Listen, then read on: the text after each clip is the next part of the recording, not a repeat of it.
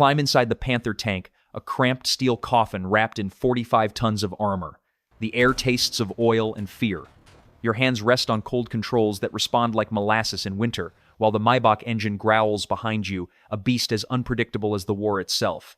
They called it Germany's superior tank, the weapon meant to dominate every battlefield. Yet for many crews, it was a machine that betrayed them before they ever met the enemy. December 1944. The Ardennes forest lies silent under snow. American crews crouch inside their Sherman tanks, staring into the fog as Panthers prowl forward, predators of steel and smoke. Every man knows the numbers. The Panther's 75mm Quack 42 liters divided by 70 could kill a Sherman long before the Americans could return fire. But in war, numbers can lie. This is the story of two tanks, one engineered to perfection, the other engineered to win a war. Which proved mightier? The flawless machine that broke itself, or the imperfect one that never stopped moving? Long before the Panther tank thundered through the Ardennes, its story began with fear. In the summer of 1941, German forces invading the Soviet Union met a nightmare they hadn't expected, the T-34. Fast, deadly, and brilliantly simple, the Soviet tank stunned the Wehrmacht. It forced German engineers to confront a brutal truth. Their prized Panzer III and IV were already obsolete. In November 1941, a special design committee was formed, the Panther Commission. Their mission: create a tank that could outgun and outlast the T-34. By May 1942, Mann's proposal was chosen. Production began in January 1943. On paper, the Panther was a masterpiece. 45 tons of sloped armor, an 80mm glacis angled at 55 degrees, and the fearsome 75mm Quack 2 42 liters divided by 70 cannon capable of piercing Allied tanks from over 2,000 meters. But what the blueprints didn't show was how fragile perfection could be. From the very first deployment at Kursk in July 1943, reality hit hard. Dozens of Panthers burned before they reached the front lines, engine fires, transmission seizures, final drives exploding under strain.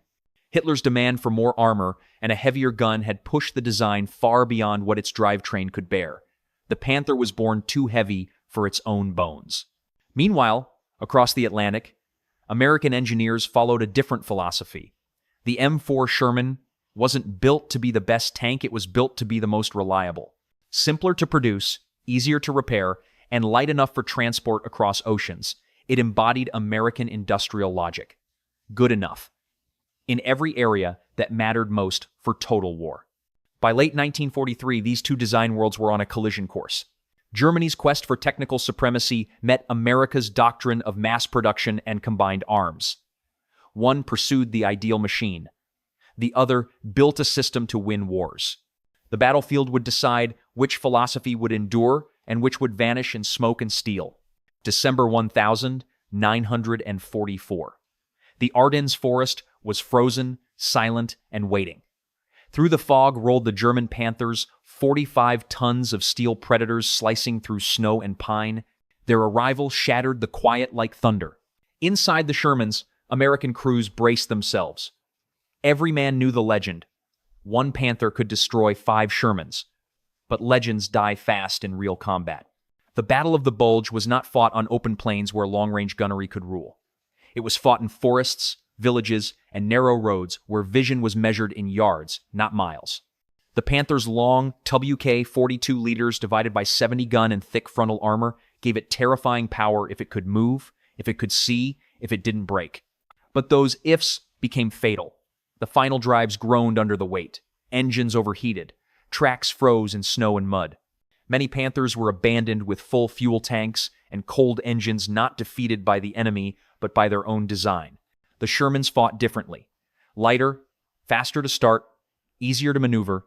They worked in teams with infantry, artillery, and air support. Their turrets turned on electric motors independent of engine speed, giving them a priceless edge in close-range encounters. In forest ambushes, the Shermans struck from the flanks fast, coordinated, and deadly. At Arracourt in September 1944, that difference became clear. Lieutenant Colonel Creighton Abrams and his 37th Tank Battalion met newly arrived Panther units head-on. On paper, the battle was hopeless. 14 Shermans lost against 55 German tanks destroyed. But Abrams understood something the German commanders didn't. Tanks don't fight alone. His Shermans fought with artillery spotting, infantry cover, and the chaos of fog. Outnumbered but coordinated, they turned the Panther's precision weapon into a liability. Every battle told the same story. The Panther tank was a marvel when it worked, a disaster when it didn't. The Sherman tank was ordinary until you looked at the results. One was engineered for perfection, the other was engineered for endurance. And in the winter woods of the Ardennes, endurance won. For all its promise, the Panther's downfall came not from enemy fire, but from within its own gears. Beneath its sloped armor lurked a fatal weakness, the final drive. French engineers who studied captured Panthers after the war discovered that these crucial components lasted, on average, just 150 kilometers before failure, 100 miles. Then the tank became a 45-ton paperweight. German documents told the same story. In March 1944, field reports listed 13 final drive replacements in only 30 Panthers within a single month. By January 1945, more than 370 defective drives awaited replacement. The cause was simple and devastating. The Panther's drivetrain had been designed for a 35-ton vehicle. Hitler's demand for heavier armor turned it into a mechanical contradiction, a tank too heavy for its own heart. The Maybach HL-230 engine, though powerful on paper, was fragile in practice. Fuel leaks, cracked cylinder heads, and oil fires plagued the machine. During its debut at Kursk, entire companies burned before reaching the front lines. Even when derated to lower RPMs, average engine life rarely exceeded 1,000 kilometers. A Sherman's power pack could run 5 times that distance and be replaced in the field within a single afternoon. Maintenance crews dreaded the Panther. Changing an engine required cranes, special tools, and luck. Accessing inner road wheels meant removing half the suspension. In mud or frost, the interleaved wheels froze solid, trapping tanks in place. American crews, by contrast, could replace a Sherman's tracks in hours, using standard tools carried in every platoon. The difference was systemic. One design demanded perfection, the other expected imperfection and planned around it. By late 1944, the results were undeniable. Fewer than half of all Panthers reported to frontline units were operational at any given time. Spare parts were scarce. Fuel was scarcer. Abandoned Panthers lined the roads of France and Belgium intact but useless, monuments to over-engineering. The Sherman's simplicity had become its secret weapon. Each destroyed tank could be replaced. Each damaged tank could be repaired. Every lesson learned was folded back into the system: wet ammunition storage, improved armor, better crew safety. The Panther might have dominated a single duel, but the Sherman dominated the war of endurance. When the dust settled, it wasn't the tank with thicker armor that defined victory. It was the one that could keep moving. By early 1945, the debate had already reached the highest levels of command. Reports of Sherman losses in Europe filled letters home and headlines across the Atlantic. American tankers called their vehicles Ronsons. They lit every time. The New York Times' Hanson Baldwin questioned whether America's armor was truly adequate for the job. General Dwight D. Eisenhower, weary but pragmatic, asked his division commanders for honest assessments. Their replies were frank. The Panther tank had better guns, better optics, and better armor. Yet Eisenhower's response was swift. He forwarded their concerns to General Marshall. But the war was already turning. By the time anyone could act, the outcome had been decided not by design tables, but by logistics. Across the Atlantic, Britain and France conducted their own investigations. The British rebuilt 9 Panthers after the war for trials. Everyone broke down before testing could finish. Their final report called the tank mechanically unreliable, a polite understatement. France went further. Its 1,947 study, Le Panther, documented catastrophic drivetrain failures, chronic overheating, and maintenance nightmares. The truly weak spot, it concluded, is the final drive. Meanwhile, Soviet crews driving American-supplied Sherman tanks on the Eastern Front wrote of a completely different experience. It drove like a car, recalled Colonel Dmitry Loza.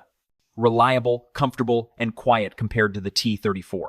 In Israel, those same Shermans rebuilt as M50S and M51S would still be fighting 30 years later against Soviet-made armor, proving that a sound foundation can outlast generations. The world had its verdict. The Panther tank dazzled historians with numbers. The Sherman tank impressed soldiers with results. One was a mechanical marvel, the other a soldier's friend. And in every post-war evaluation, Reliability, not firepower, defined the line between glory and failure. The lesson was already echoing across armies worldwide. The perfect weapon means nothing if it cannot keep fighting. When the war finally ended, the evidence was scattered across Europe: burned-out hulls, frozen engines, tanks left behind on quiet country roads. Panthers, once symbols of German engineering might, now sat abandoned in ditches. The Shermans kept rolling east, engines humming, crews weary but alive. On May mornings in 1945, as American columns crossed into a ruined Berlin, they passed the carcasses of Panthers still gleaming under the soot. The war's outcome was already written in steel. One tank had survived the numbers, the other had survived the war. The Panther represented a seductive idea that perfection wins.